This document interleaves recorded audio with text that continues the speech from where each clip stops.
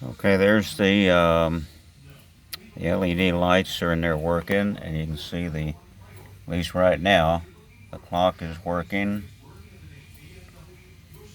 And there, just you heard a click. That was the clock getting a current every 30 seconds or so.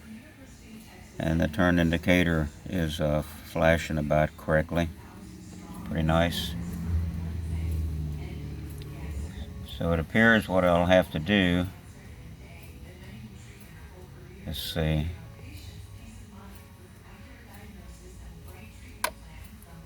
There it goes, it just got current again. There seems to be no way to get the gauges to be off when the key is off. So in order to get this project done before I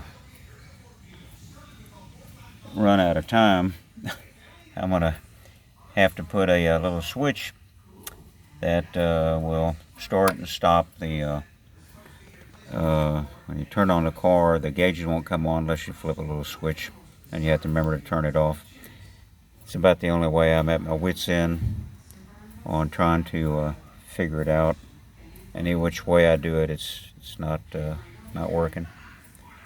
But anyway, everything else, so that'll be a small price to pay. Get everything else working. It'll be good.